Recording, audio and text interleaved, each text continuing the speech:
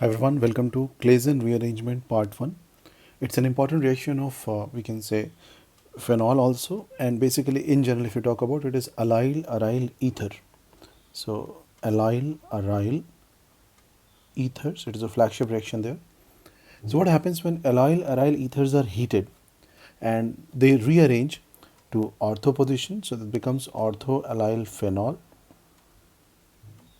and this is called CLAISEN rearrangement. If we can say both ortho positions are filled, then this group can migrate to para position also. So that's known as para CLAISEN rearrangement. So it can be ortho or para.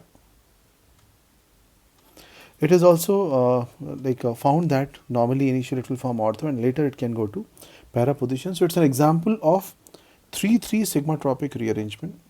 Note down 3-3 sigmatropic rearrangement, where we will talk about movement of the bonds in such a way that the position number 3 is changing to some other position. So let us see what kind of mechanism can be suggested here. So first we draw like this. Let's say this is oxygen, and here we have some group. There's a double bond and C double bond CH2 like this. So please draw the structure. In this we have ensured that this whole thing is allylic group, whereas this is phenyl group. So we can say it's an allyl aryl ether. So what happens in this case? We will write numbers here. Numbers like, let's say we write 1, 2 and 3, and we write 1 prime, 2 prime and 3 prime. So what you do, you can do this way. You can say that this moves here, this goes here, and this comes back. So if you draw the whole structure, what will be the structure? Let's see. So it will become, so at this place you are joining, so you're joining carbon.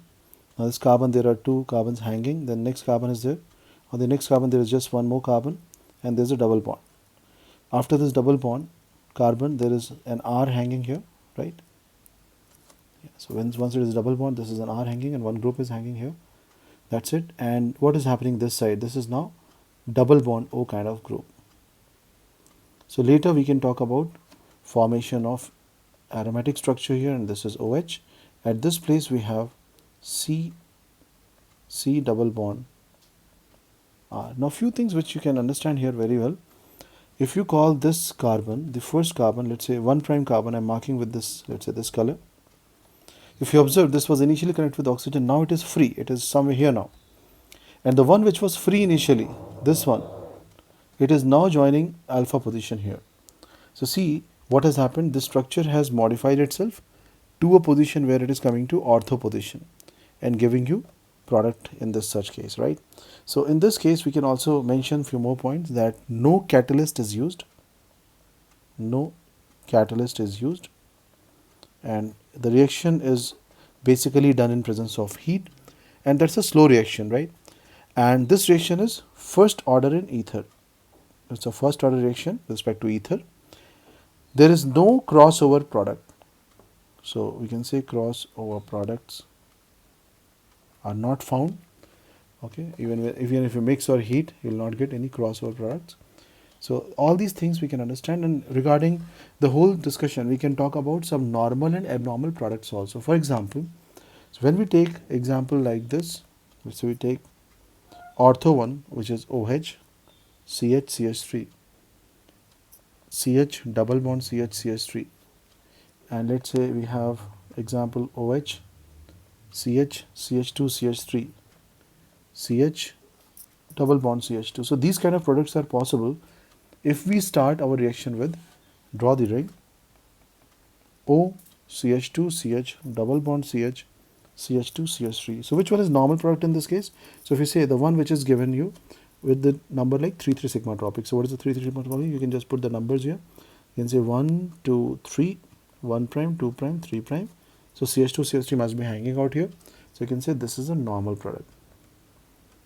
And there can be abnormal CLAISEN also. So this is known as abnormal CLAISEN product. So whenever we say abnormal product is formed by a further rearrangement of the normal product. So this is basically rearranging of the previous one to get this kind of answer. There can be various extensions and application of this reaction also. For example, so if let's say we are given CH3COCH2 CH double bond CH2, and this place we are given double bond CH COET. Please draw this compound. So if you just write 1, 2, 3 and try to do sigmatropic rearrangement, so you can say like this: 1, 2, 3, 1 prime, 2 prime, 3 prime. So you can do this thing. So what's the end result of this whole thing? It would become CH3 C double bond O. Now this bond is broken, there's no more bond, and here it is double bond is becoming single, so we can say CH. On this CH we are hanging COET, and along with that on this CH with C double bond O we have drawn already. So in this CH we have CH2 CH double bond CH2. This kind of group we can draw.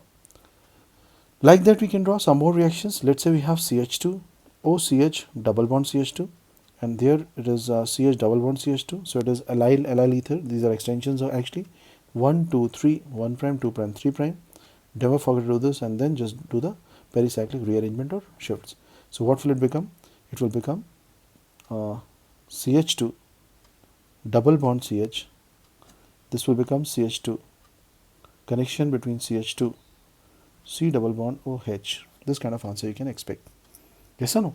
So all these things are possible. All these things we can always draw and we can think of. So what next is this is vinylic ethers. These are extensions. That's what I'm saying. Don't call it the same name, but you can say extension of these reactions. Next could be allylic esters. Allylic esters. So allylic esters would be like CHR, CH double bond CH2. You have OC double bond OR. So it's an ester. Look at this part, ester, and this is an allylic group. So again the same story as I told you.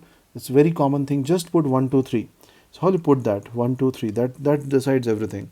So if you know how to do that, things are very, very simple for you, right? So how you can proceed for this part? CHR is given. You can say 1, 2, and then this is, let's say, 3 for you, and this is 1 prime, 2 prime, 3 prime, and meanwhile at this portion you can visualize some kind of enol formation. So that will be helpful. So eventually this structure becomes, in this case this structure will become finally CH2 CH double bond CHR connected on OC double bond OR. So these all structures are possible. These are things we can discuss and we can talk about. I hope you understood the whole thing. Please keep revising this, and like, subscribe and share. Thank you very much.